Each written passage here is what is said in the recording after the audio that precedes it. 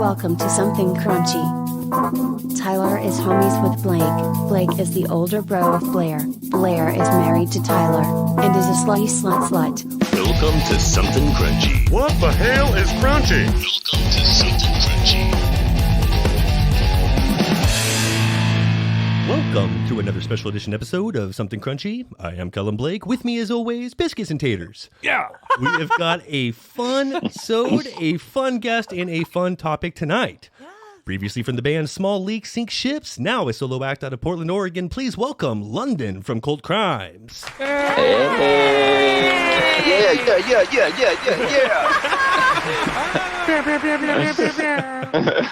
Very excited to have you on, man. Thank you for coming to Crunch Down with us tonight. How are you?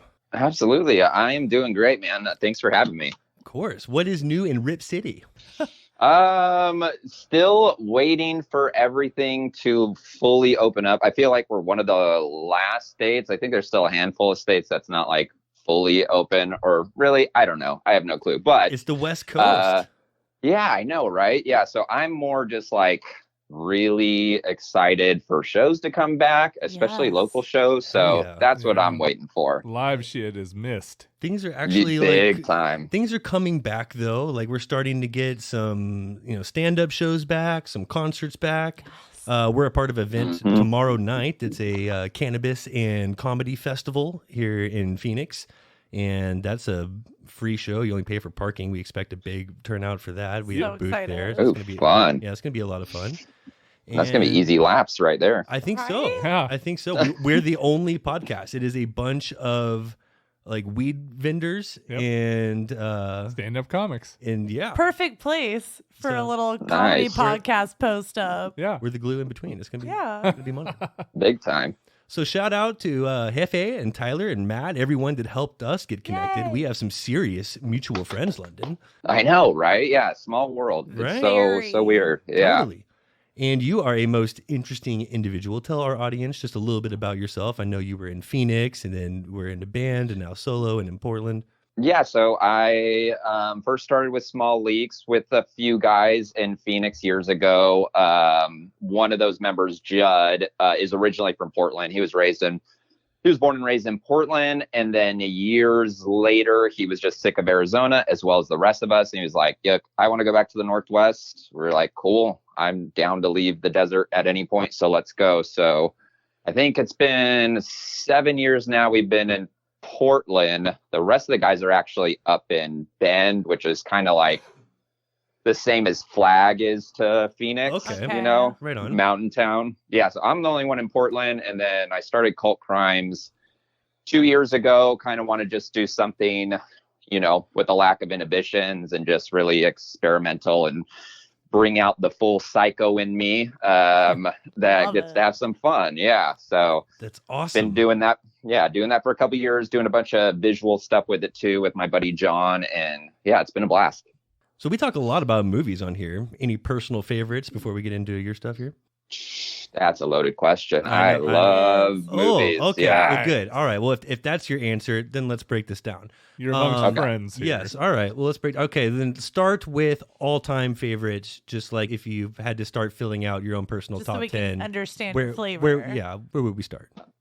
So I really love sci-fi. I like a lot of strange movies. I actually just did a podcast that you're supposed to pick a movie and then you pretty much just discuss that movie. And nice. I gave them like 4 to pick from, and we ended up going with the movie Southland Tales. And I think we went with that because it's actually a really hated movie. Like a lot of people don't like it. It gets shit on all the time. Why? But I don't know. I think it's like super convoluted, I guess, or maybe over people's heads because there's so many layers to it. But okay. I just like the aspect that it's like showing the end of the world through like the absurdity of pop culture. I just get a kick out of that. I think it's like the best way to not take yourself serious while telling a very serious story, I guess. So yeah.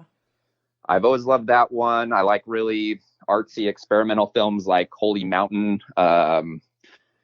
That's up there. City of God. Have you ever seen that one? Yes. Okay. That's the first one you mentioned that I've seen and know well. City of God, I know very well. Yeah. Love that one. Totally getting your vibe now. Yeah. Who doesn't love City of God? That is such a good movie. By the way, if you haven't seen City of God, I have not. Turn us off and watch some City of God. I'm leaving. Blair, Bye. You haven't seen City of God? I'll be back later. We got it in the other room. You can watch it later. You disgust me.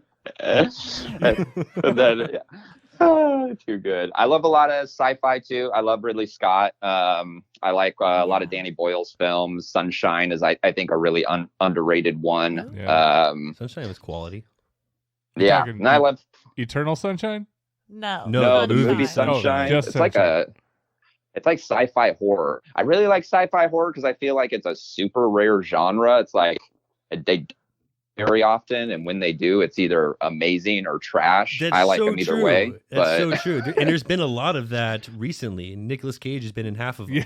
I love when it's well done though, because it just Mandy. creeps you the fuck out. Did you see what Colors Out of Space? Love Color Out of Space. Color Out of Space. Yes. That had a couple crazy parts. That was like, I was like, where are they going with this? And I liked the use of pink, and I liked the cinematography that they did in there. But then there's just like those scenes where you're just like, what am I looking at? Yeah, I always think it's like, it's like such a feat to take on anything H.P. Lovecraft. And it's one of few where I was like, you know what? I think this is a pretty good job just because it seemed like it didn't give a shit. And it was like, let's go for it.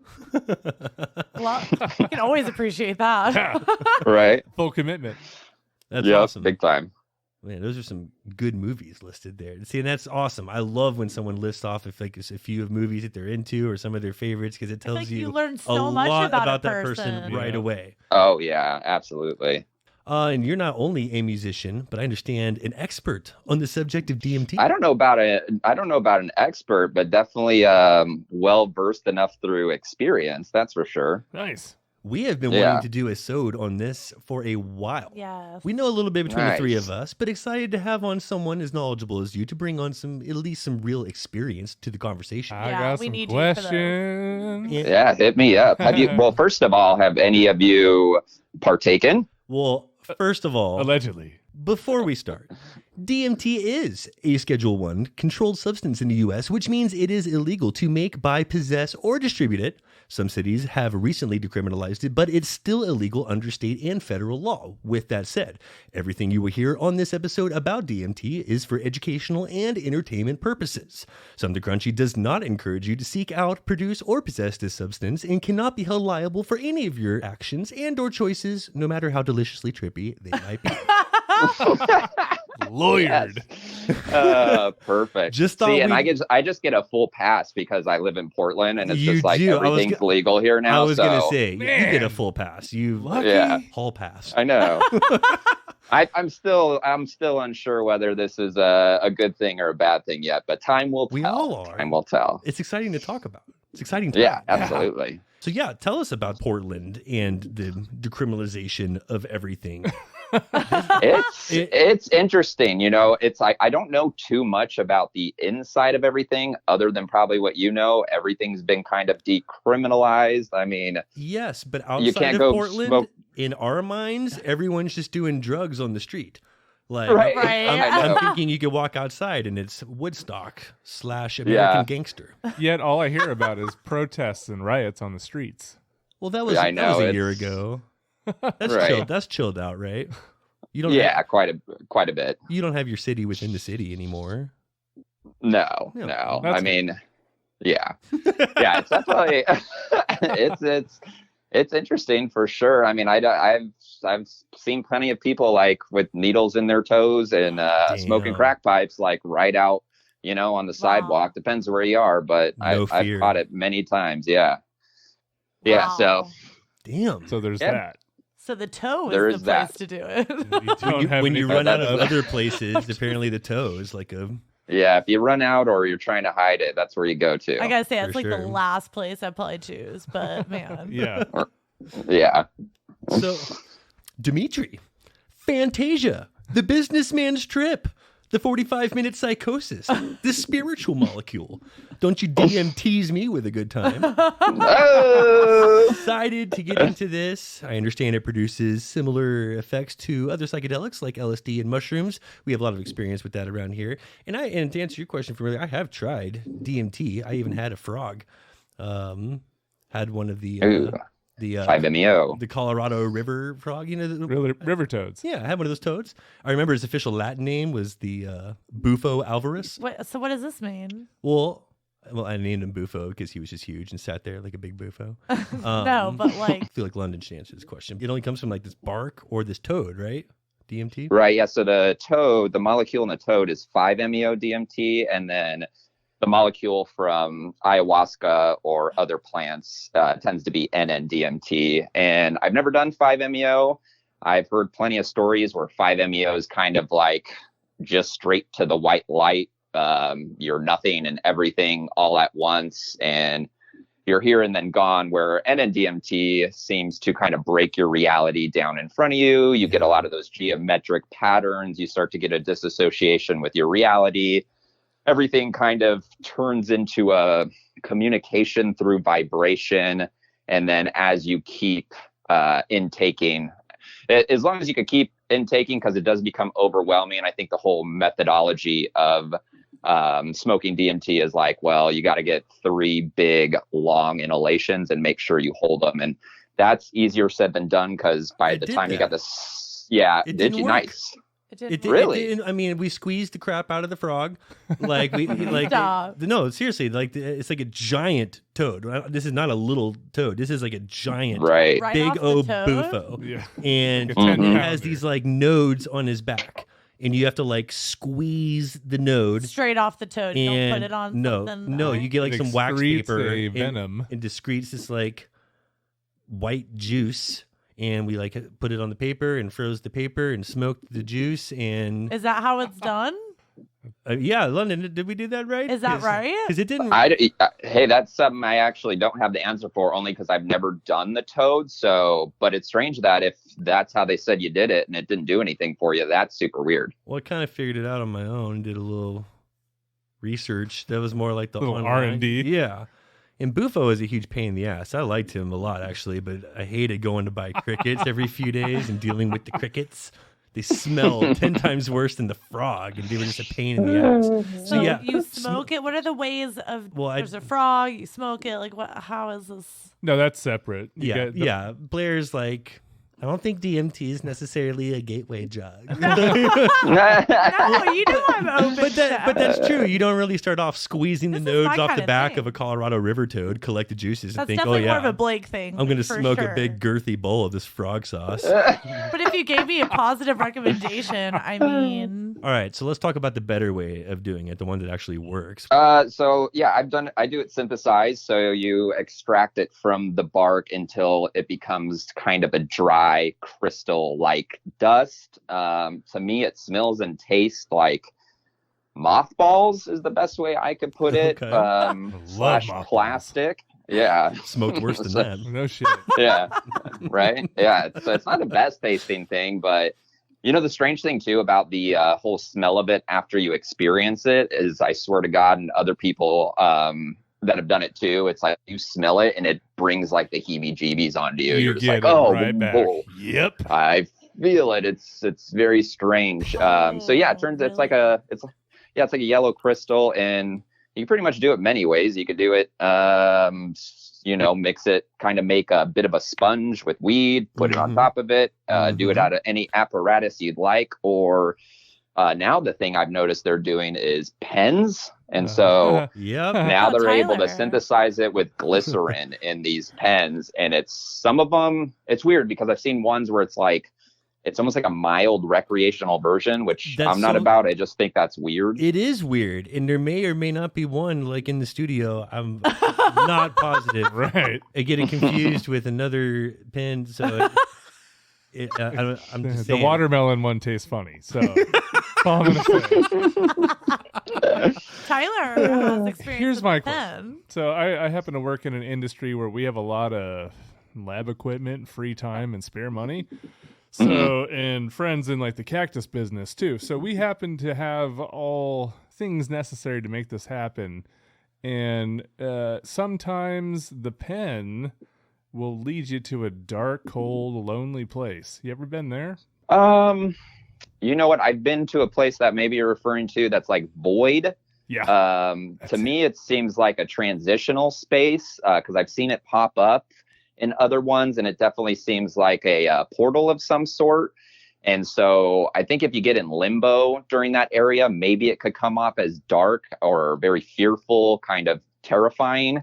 But even though that tends to be the case, I've never come out of a trip and been like, well, that was a dark trip, where I've been able to say that with other psychedelics. DMT has never been one of those where I was like, I don't want to do that again. That was really dark. To me, it just feels more like a lesson. I'm like, whoa, that's something I need to take in. And I now have this new respect for it. And I feel like you always kind of come out of the DMT experience fearless. You're just like, oh, wow. Okay. All right. Nothing's quite the way I think it is. Nothing is what it seems. Yeah. I don't know shit.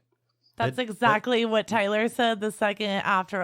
And he actually just said before this that no matter what happens, even if it is kind of like a darker experience afterwards, you don't leave it as a dark experience. You still had a positive experience. That's true. He literally Totally. just said the exact same thing that you just said as well. I've literally lived in that like negative space, that void, and I couldn't stop shivering. It was literally void of all light, of all feeling, I was alone in a place and stuck there for what felt, longer than 15 minutes. But after the 15 minutes was over and I came out, I'll tell you, it was just like every other positive trip I ever had. I was happy to be home. It was like a vacation. Yeah, it's interesting that it does that. It's a very fascinating molecule, that's for sure. I feel like too, it's one of those things where it has so many layers to it. Like no matter how many times you do it, it's crazy to me how far it can actually go. Yeah. Where I understand that you help administer it to others and guide them on experiences, right? Correct. All right. And how often or how many times would you say that you have tickled the beast? So I have to like kind of separate it between the full heroic dose and just like dabbled. And so I've dabbled many times to the point where I can't really count. Okay. I would say full committed heroic doses, I think right around 10. Okay. 8 to 10, somewhere in there. Yeah. And so say if someone here had like a lot of experience with acid, is it comparable in that sense, in like a shorter version of that, or maybe a completely different experience if you do it right? I think it's a completely different experience if you do it right. So much so, I think it's kind of on a whole nother tier that even when you go back to maybe dabbling in mushrooms or LSD, the DMT experience now shows up in there where it's like, well, you've seen this world. So now when you get little hints of these other psychedelic experiences, DMT kind of bleeds into it now. And that's what's really, it's really strange. It's kind of like, well, you opened up Pandora's box. So now this is what I worry about, opening a Pandora's box. Cat's out of the bag, too much. Right. Oh, yeah. You can't put it back. That's for sure. No. Oh, that's awesome. Well, tell us a little bit about how you got into it, your thoughts on it, or any benefits that you've gained from using it. Yeah, I mean, tons. I first heard about it when I was like 18 years old and became infatuated with it, but it was pretty much impossible to get your hands on. It was like, where the hell do you get this thing? Super rare. And so totally forgot about it. And then, playing a local show in Arizona with another band, and we started talking about it together. And for some reason, he was able to get his hands on it. He got me a few doses. I tried it out. My first experience of it was just like, what the fuck was that? Like, how is that even possible? I swear to God, I just shot past like all the planets and stars and saw like a veil being lifted and being about to show everything to me. And it was insane. And after that, I was just like, okay, I got to know more of this world. And so it was still one of those things hard to get your hands on. So I was like, all right, let's see how. I found a guy who could show me how to make it and extract it.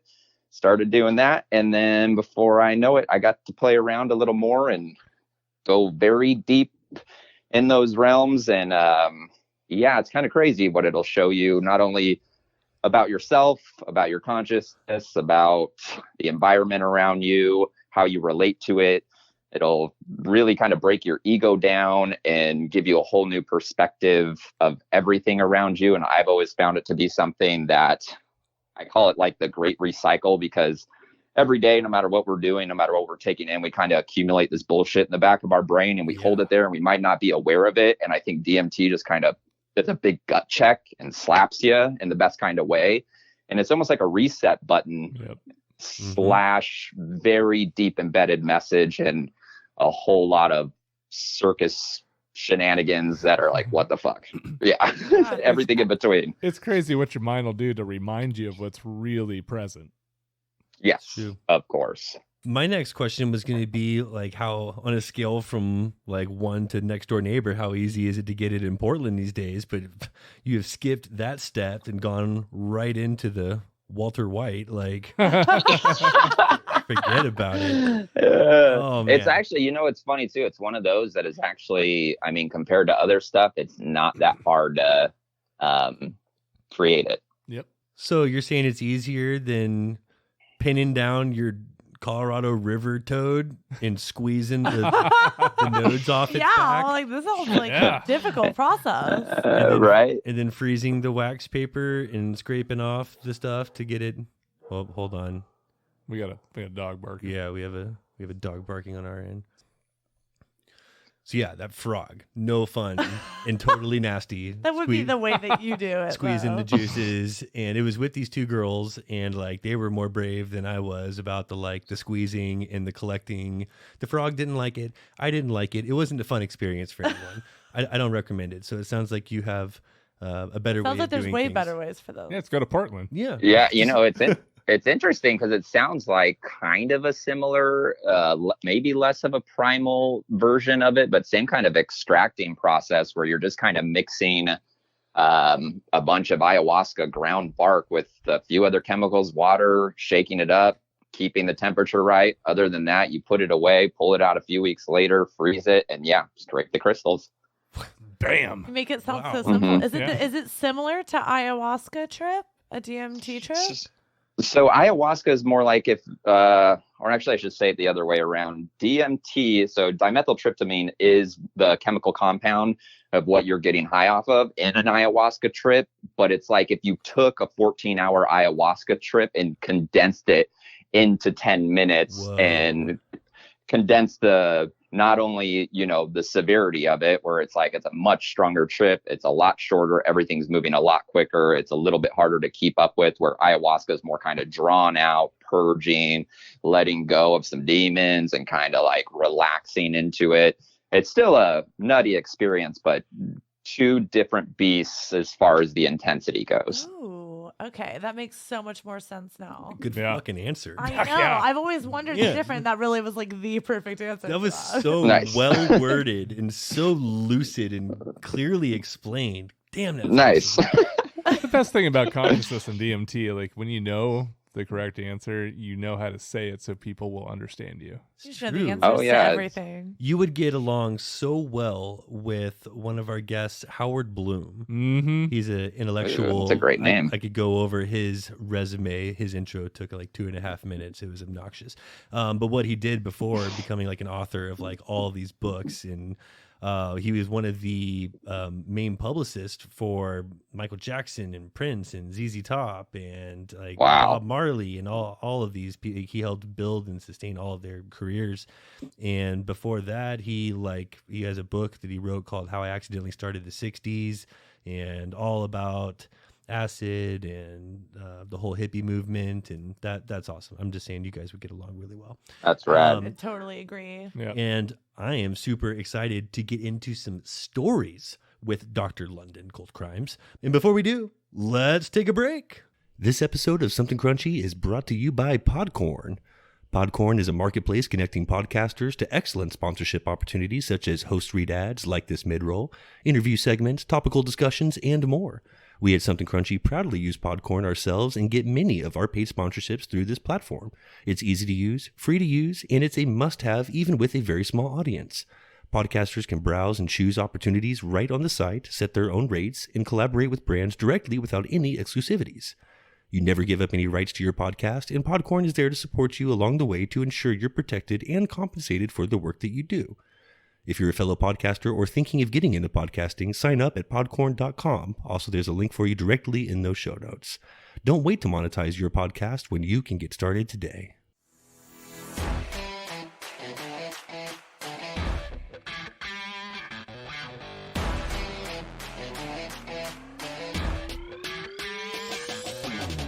Hey guys, thanks for listening to Something Crunchy, and I hope you're enjoying the episode. It now pays to crunch down every week because we're hooking you up with big discounts from big brands. Up to 35% off Invicta watches using code CRUNCHY, and apparel from 8080, where in addition to 10% off using code CRUNCHY, every dollar you spend goes toward an entry into the Dream Car giveaway. Don't forget to join the Something Crunchy Facebook group for updates, polls, and the web's crunchiest memes. You can find us on Twitter at crunch_cast, and feel free to send any questions and your track submissions to somethingcrunchy@gmail.com. Now, let's get back to the show.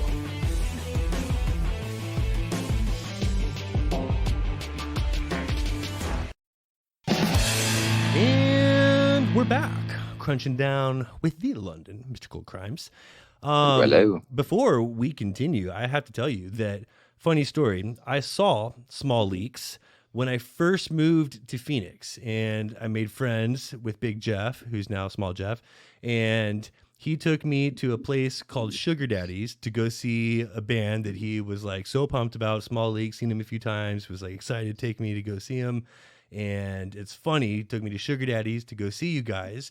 And later I ended up working at that bar and then playing in a band at that bar every Wednesday. And then now talking to you and having you on the podcast maybe a decade later. It's just funny And how still full circle. So great weird. friends with Jeff. And, Yeah. And still, That is wild. still close friends with Jeff. We well, just and you always get a music. Like, if you get a recommendation from Jeff, then, like, He was on the show. Yeah. Jeff was You on can the trust show it. early. Absolutely. Nice. I know you have some stories. I can imagine the stories. Too many. Yeah, what's among the wildest things that you've seen happen while taking someone on a trip? Well, taking someone else on a trip, for the most part, most of them are the same. I try to administer it to where they get enough. If they want the full plunge, I kind of ask them before that. I'm like, you want to go for it, and get that vibe from them. Because then it's me. I do have to be somewhat, I don't know if forceful is the right word, but I really have to be like, all right, go for that second one. Come on. No, you can do it. Go for the third one, because it's very overwhelming. But for the most part, most of them are the same. It's like, eventually they just lay back and I stay quiet. I just kind of go into meditative mode while they're like pretty much unconscious. They're laying back, and then takes about 10 minutes and they wake up. But there has been a couple weird ones. I had one a buddy years ago where he got the second hit in and then just started going like full primal somersaults and like whipping his arms around. He was like jumping around in my room and like making all these just like, and I was like, Wow. dude, you're good. Calm down. You're ruining it. Like calm down. I just kind of put my hands on him and sat him down and laid him back. And then he kind of got into it. But at first I had never seen that before, which he's a weird dude to begin with. So it kind of makes sense. I was like, like, he is a goofball. He is insane. So maybe that was just a part of his personality, or maybe he was trying to control it in the best way he knew how. And then I had another friend. This one just cracks me up because he's still a good buddy of mine today. But most people don't really talk on it. They just go quiet. Like you could kind of hear breathing get a little bit more of that fear breath going on, like a, because I'm sure what they're seeing is insane. But I had one guy who kind of laid back, and all of a sudden he just started laughing, and he goes, "Life's funny." and he just started saying these really weird mantras, but his voice almost changed. It went into this like weird, life's funny and it feels good. Yeah. And he just kept saying it, but then like laughing in between all of them. And I'm trying to stay quiet, like letting him have his moment. But at the same time, I just want to bust out laughing because it's the best thing I'm witnessing ever. And then halfway through, he stands up, starts taking his pants off, and he's like, "You want to get out of here or what?" And I'm like, what?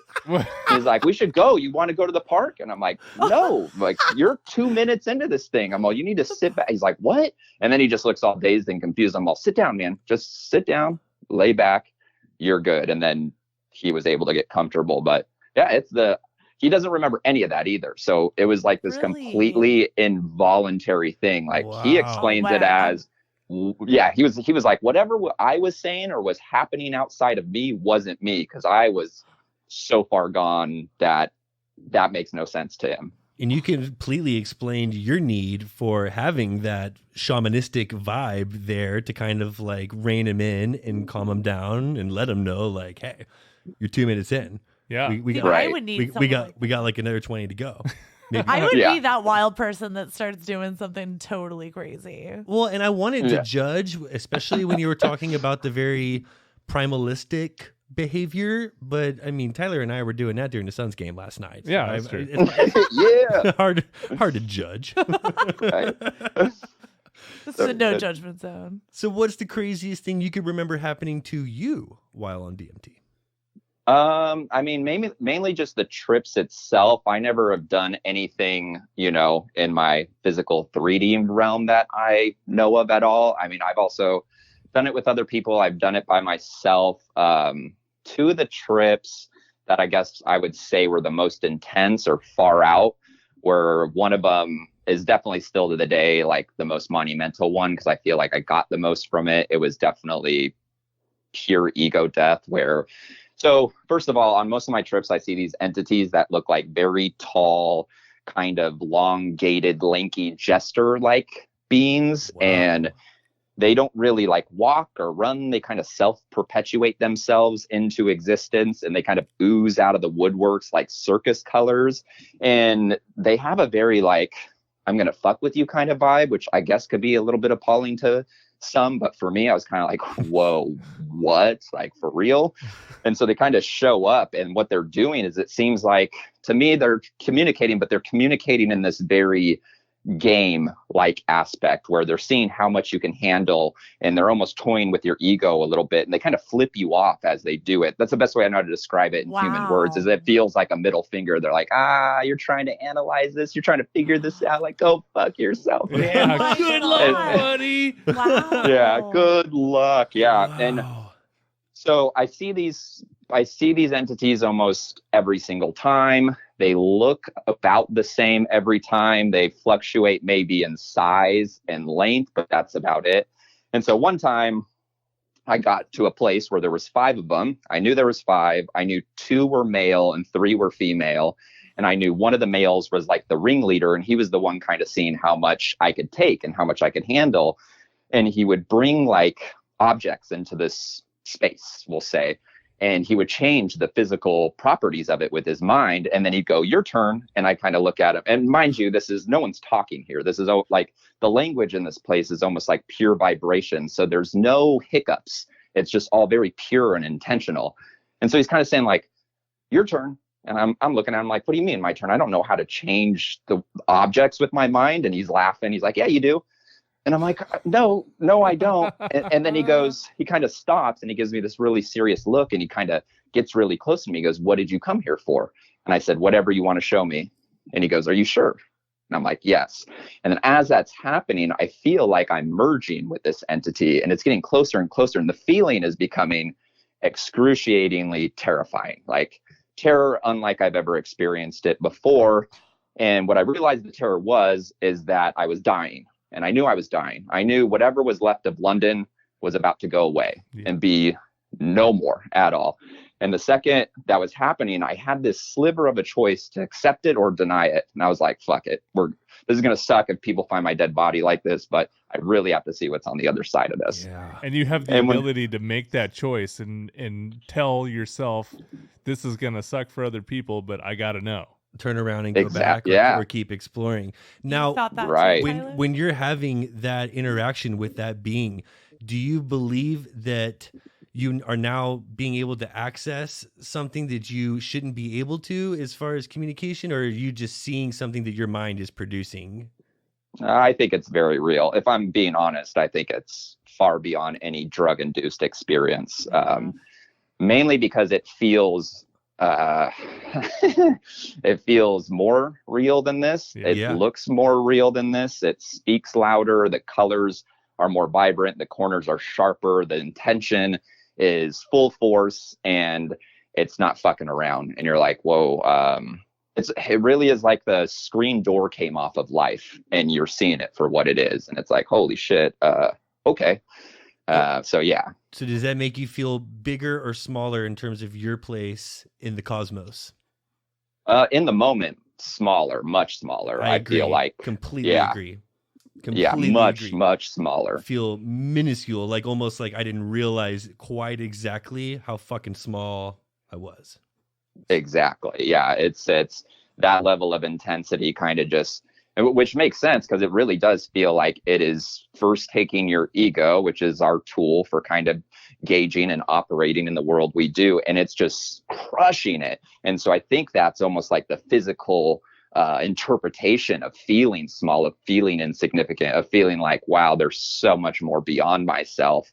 And there is kind of a message there too, I feel like, where they're like, don't make it so much about you. And I've gotten that message many times where they're like, oh, you want to do these things, and yes, you have these aspirations and these goals, and that's great. But if you, the best way I can describe it is they're like, it's okay to hold on, it's okay to steer it, but just don't grip too tight, because that's when you'll lose control. Yeah. And I always find that really interesting in that moment. Wow. So have you ever been able to get to that place without DMT, like through meditation alone? Definitely not. I mean, I meditate every day, and I think it's good for my overall health. I think it's great when, it keeps clarity with me and I'm able to communicate with people and have great dialogue and be mindful of others. But I really do. I think it's possible for very few people on this planet to get there without something like DMT, but I think that's a very rare situation. I'm going to tell you this with a sidebar, and just I don't want to sound like I'm boasting or anything, but I have been one of those people that have been able to get there without DMT, and I have gotten there on DMT too. And my experience is that if DMT is the negative way to get there, then meditation is the positive way to get there, and they're both avenues, and they're both good. I'm not saying negative in a bad connotation. It's just It's the opposite way. There's two ways to get there. Everybody has the probability and the possibility of getting there. It's just, do you want to be there or not? Right. It seems like DMT, like if I could put that into a box, it's like DMT is the cheat code. Sure. I was just thinking that too. I was actually just thinking that too. Like it's getting to have like the cheat code of getting there. But I want to agree, and I think that you can get there to some level. I don't think that you can get to the point where you're having experiences like with DMT, with beings DMT from other realms and being three puffs deep. Oh yeah. Well, yeah.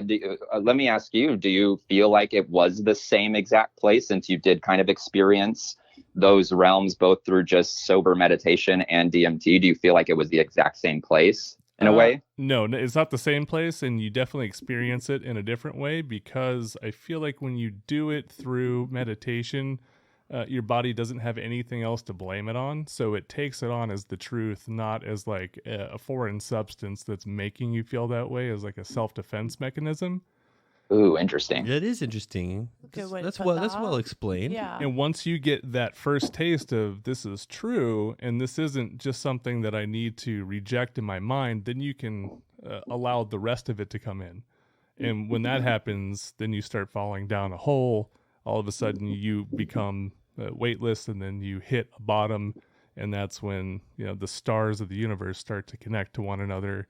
Everything turns into a Rolodex in your mind, and it's all connected to one another, so that the people, you can feel other people at that point.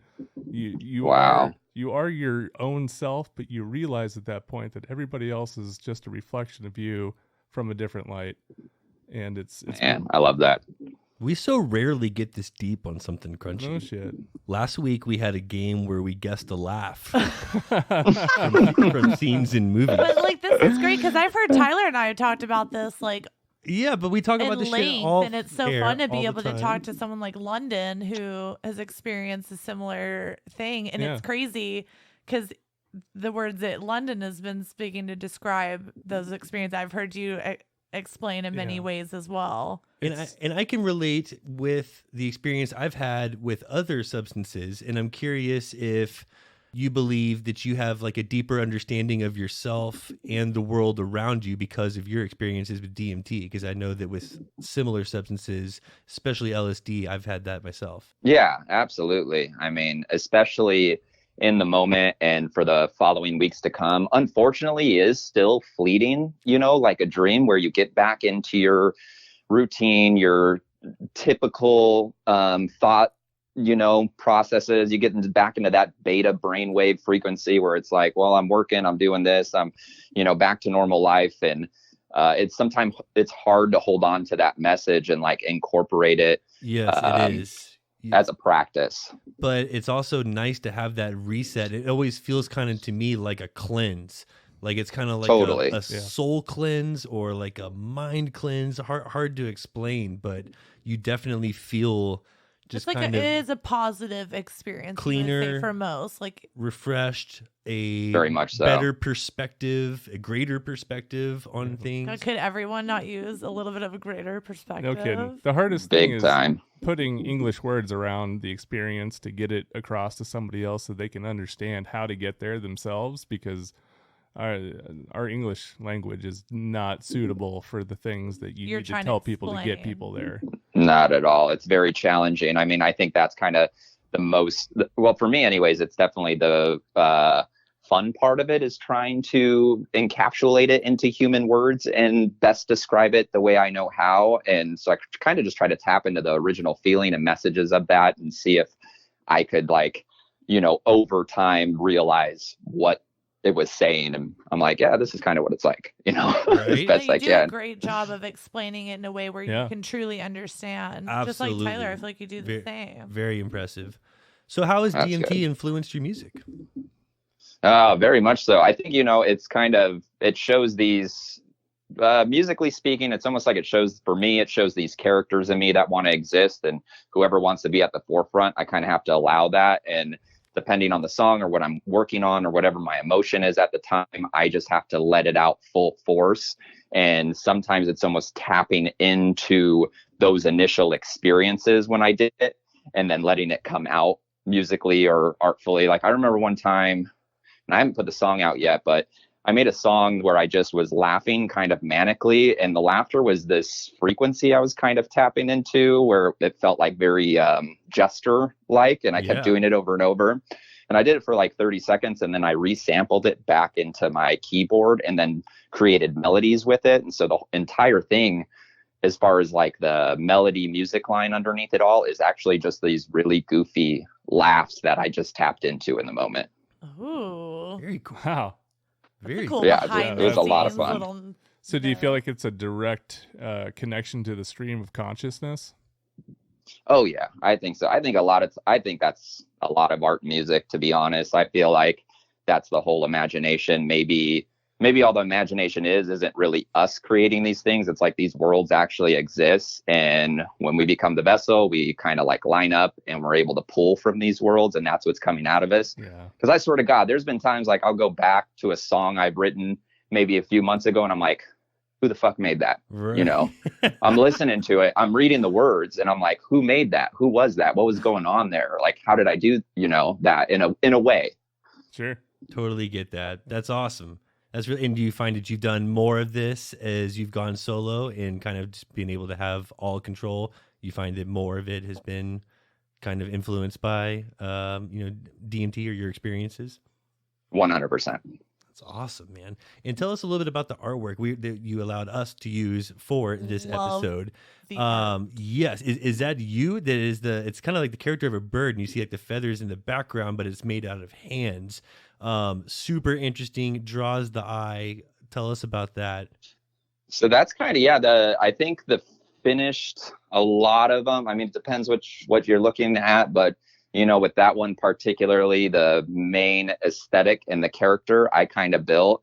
And then my buddy John, who's the dude behind the camera and the guy behind a lot of the videos we make together. I mean, everything's kind of a 50-50 collab. And so in that picture, he kind of I was like, this is where I want to be. This is what I'm going to be wearing. This is the position I'm going to be in. Snap the picture. And then he just took it and he added all those hands and sent it back. And I was like, fuck yeah, that is awesome. He crushed it. Oh man. So I didn't even think of the hands at all. He just went and did that and sent it to me. And I'm like, way cooler. Wow. Okay. Wow. Well, you passed on the credit. That's awesome. Very humble of you. And he deserves it because that is fucking brilliant. Really cool. And Cool vision all around. Yes. Yeah. And thank you both for allowing us to use that and show it off for you because it was a perfect fit and exactly for what we're talking about and everything. And yeah, let's get into some of these videos. You are doing a great job on your own. We are very excited to play one of your tracks. I do feel this one is actually best viewed on YouTube because the video for this track is just fucking awesome. It is so trippy and well produced. What was the inspiration for the Worthy Winter music video? So we kind of played off the lyrics a lot with that one, which is a bit of a tumble between my own nightmares and my waking life. And then both me and John had individual concepts that we kind of blended together where, the whole idea of taking little pieces of my eyes and mouth and overlaying it with these different characters on the main face before revealing it at the end that I'm like, floating in this space was all John. Even when he explained it to me, I'm like, let's just do it, man, because I can't visualize what you're saying right now. And it's funny the way our chemistry works, because a lot of the times I'm telling him a vision and he's looking at me like, what the fuck are you talking about? And then I do the same thing back to him. And then when we start shooting it, we're like, well, screw it. Let's go into the studio. Let's start making it. And we just kind of are like kids. We just have fun and we start building these things and we go, oh, I see what you're trying to do here. And then once we realize each other's ideas, that's when I think it becomes what it becomes, because then all of a sudden we get each other and it's like, ooh, this is the space we're going to exist in, where the gold theme, gold face and the mask and all that was my idea. And Great then idea. he kind of took it. Thank you. And then he took it and added I made those little gold boxes, and the gold boxes were originally like sitting on the floor in front of me. And he's like, what if we can make them float? I'm like, let's make them float. Let's do this. Of course I want to float. Yeah. Yeah. Why not? I wouldn't want to fight floating. Are you kidding me? Do they float? Such a good collab between you two. Yeah, you guys are a great team. And Thank you. And we got to hear the track. Let's give it a spin. Yep. And this has movie soundtrack written all over it, in my opinion. Agree. Really? Yeah. Nice. It makes you feel it. I just want our audience to go in knowing that I just feel this really has Paints a picture. like quality movie soundtrack written all over. Oh yeah, that's awesome. Without further ado, this is Worthy Winter by Kult Krimes.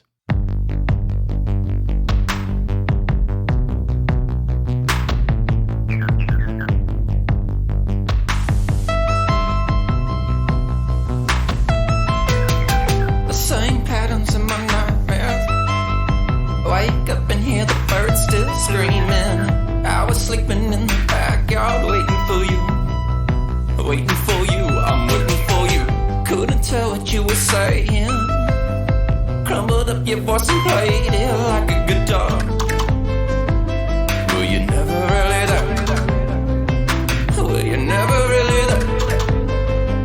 Was a hole in my chest, on my lungs, just blowing back the tar in my flesh. Was it ever really there?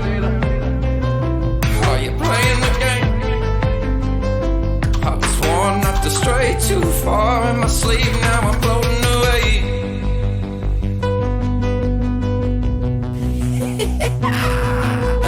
Beat me up, don't mess with me.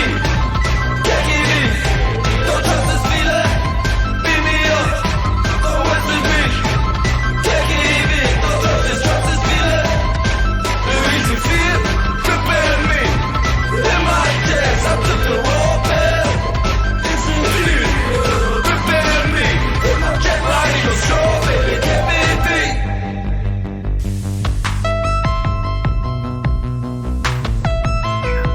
Hang it up, slowly cut a silver of luck. I never knew I was throwing up in sock puppets. Scrape the butt, get your nut covered in smut. So what's up? Are you still obsessed with human sockets? Put your hands in both pockets, put your hands in both pockets. Move 'em all around and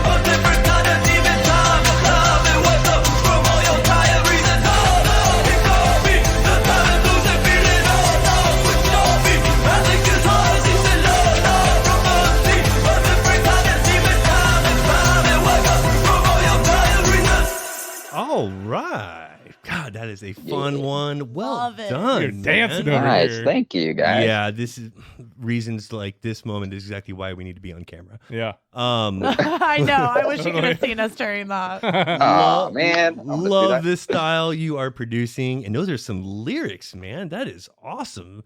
Tell us a little Thank bit you. more about this song. Kind of where it came from, some of the meaning behind those lyrics. That is so good. Yeah, so I guess that one, it's funny that we just did like 30 minutes on DMT, because that definitely, I would say that song, compared to most of my other ones, is definitely taken from the DMT, a collection of DMT experiences and the feeling I get from it, especially like the chorus, for example. I don't know, it's like a mix between dreams, this world, and DMT, I guess, or psychedelics in general. But I'd say the chorus, beam me up, don't mess with me, can't give in, don't trust this feeling, is kind of that experience of like, oh, I'm losing myself, my ego's getting ripped away from me, but I'm communicating with something on the other side, and I'm kind of apprehensive, and I'm trying to control the situation, but I can't. And so that's kind of like, all right, here we Yeah, go. man. It's so well written because it's kind of a blanket statement that can be interpreted per the individual. It could be used for love. It could be used for music at a concert that's taking you over. It could be used for a meditational type of feeling. It could be used for a drug in a more literal sense. Yep. Really awesome. That's just a really well done, well produced too. For sure. Yeah, it's funny. I get a lot of fans or followers that I'll always say like, you're talking about being abducted by aliens, right? And I'm like, I guess. Sure. That's how you interpret it? Yeah. Sure. If that's what it means to you, absolutely. Yeah. Whatever, bro. Well, we cannot Yeah, thank you you got it. enough for coming on and educating us, entertaining us. This was truly awesome. Thank you Thank so you. much. Oh, it was a Thanks, Lana. blast. That was awesome. Yeah, Thank you all very much. It was really great talking to every one of you. one of my favorite episodes we've done in a while. Agreed. Makes me want to do more episodes like this and Yeah. more content like this. Oh, that's awesome. And, Oh, yeah. and speaking of content, be sure to check out Kult Krimes music on YouTube, Amazon, Bandcamp, Apple Music, and Spotify. Appreciate you coming on, and we will definitely be keeping you out for your latest tunes. Don't be a stranger, and thanks again for joining us. Yeah, thank you for having me very much. You were Thanks, awesome. Thanks. Really appreciate it. All right, take All care. right, Bye. Thank you. Good times. So much Man, fun. I'm glowing. Wow. God, awesome content. That was so great. Should we do it? I mean, there it is. Are you going to do it?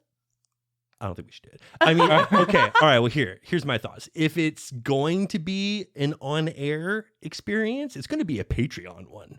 That's for sure. Yeah, We're making some cheese on this trip if we're taking one. totally. You're going to watch it happen? Shit. I mean, I like that it's like a 20-minute factor and not like a Yeah, I can't handle like an 8-hour. like an 8-hour oh, experience. I can't do that anymore. My body can't handle that anymore. Absolutely not. Who I has went, time for I that? went too Like, hard. The I went, battery in the camera's going to die. You can't even go that long. Patreon's going to be like, where'd they go? can't just be on another planet for 8 hours. man, he was awesome. Yeah. I Shout- love the way that he explained his experiences and how he could put words to, again, a language it's very hard to explain to Yeah, people. it is. He alliterated a very hard thing to explain. Yeah. That was great. And that deserves another shout out to Matt and to Tyler and to, of course, very close friend, Hefe, Mr. Jeff Jump. Such a small world. Yeah. Well, season 4 has been wild. The season's on God. fire. Shit's lit. Having a good time. Plenty more to come. And 8080's Dream Car giveaway number 47 for a Lamborghini Huracan plus $60,000 cash is going on right now. They're offering 5 times the entries for a very short time, meaning that every dollar you spend gets you not 1, not 2, but 5 entries into the Dream Car giveaway action. You do not want to miss out. Nor do you want to forget to check out SomethingCrunchy.com, where you will find every episode, our links for social media, and the Almighty Crunch Store, where you will find all kinds of crunchy gear showing that you are a proud citizen of Crunch Nation. Then there's the Something Crunchy Facebook group. You know, I got to say I'm a little disappointed in this week's performance in there. I've seen more PG posts than usual. I don't know if it's from all the flags that we got from Facebook or what, but it's gotten a little too clean for my liking. I like it dirty. But overall, it still remains the most fun that you can have with your pants. This has been another episode of Something Crunchy, and as always, don't ever forget to live your crunchiest life. And be crunchy to one another.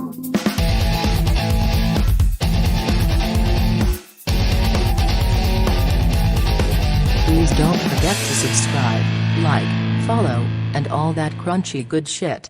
Thank you for listening. Take a couple toots here. There you go. A couple of puffs. What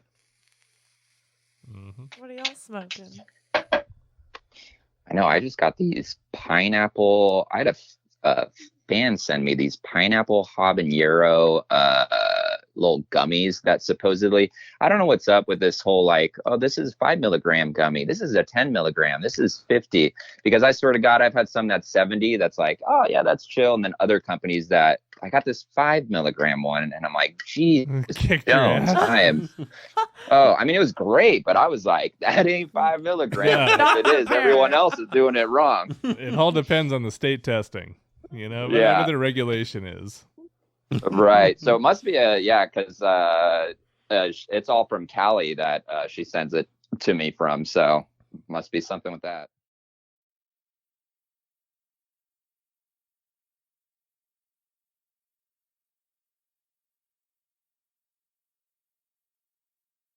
I feel like it's one of those band names that is not fun to hear when you first hear it. You're just like, what? Like every time I say it, I know I'm going to have to say it again. They're like, all these things ships. I'm like, here we go. And then it's like, once they hear the music, once some time has gone by, they're like, all right, I like that name. That's cool. Oh, I'm like, definitely. you didn't at first, did you?